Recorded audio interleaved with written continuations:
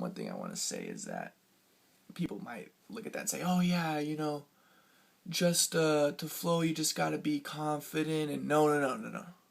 When I would flow, like Michael Jordan would say before his games, he would be very nervous. I was very nervous before I would play because I wasn't aware of what I was gonna do.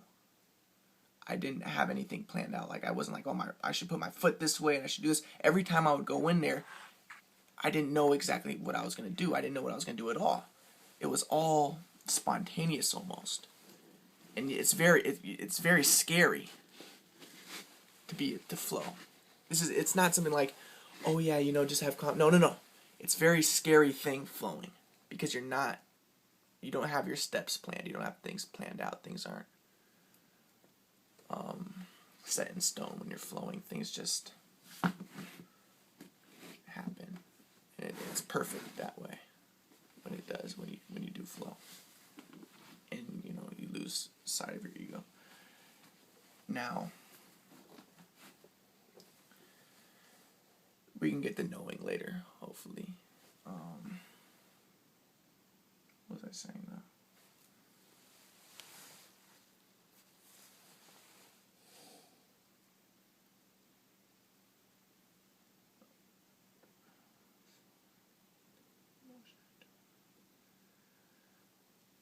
Alright, now we have thinking, emotion, doing, dreaming, contemplation, passion, flowing, knowing. Still working? Yes, still working. Now,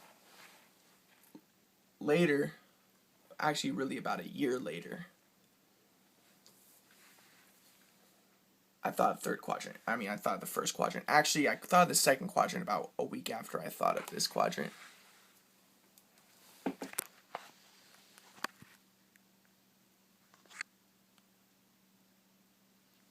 It should be fine now. Let me see this a little more.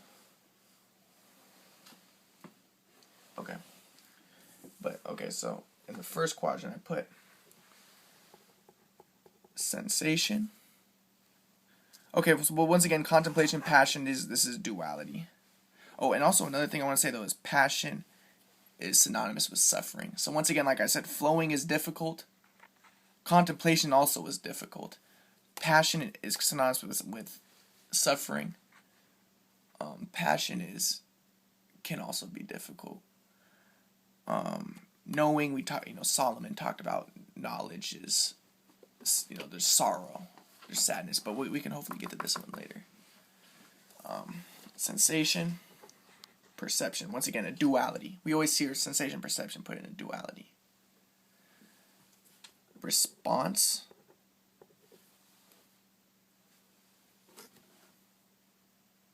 and awareness. So actually this would be a contemplator,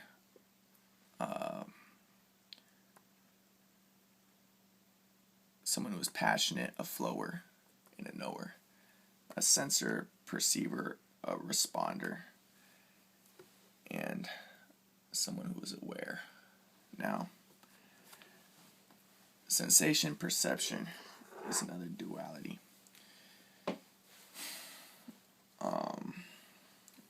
When somebody senses something, well, let's think about we have 5 senses. Seeing, hearing,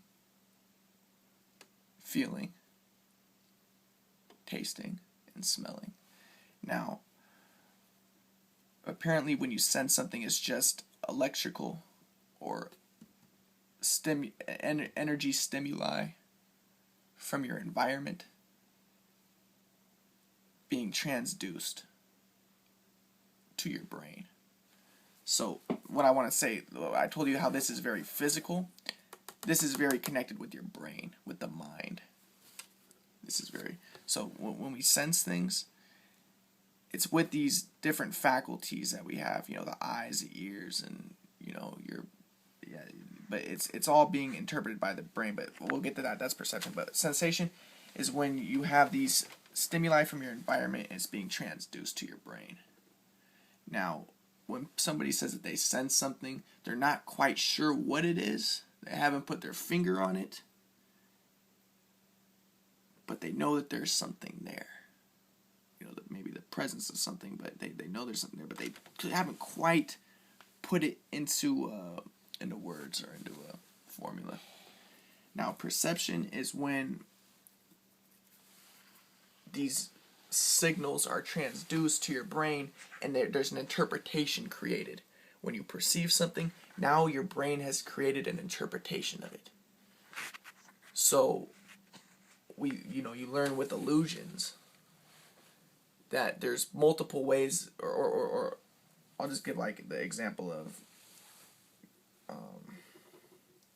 the vase. That looks like the face. How does it look again? It's like this.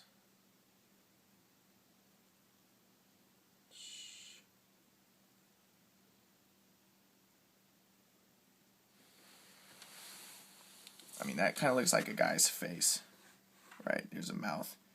But this could also be interpreted as a vase. But it all depends on how you look at it.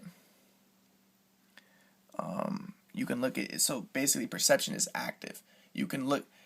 Things aren't what they necessarily. You can look at it in different ways, in different perspectives. This can be two faces, or this can be a vase.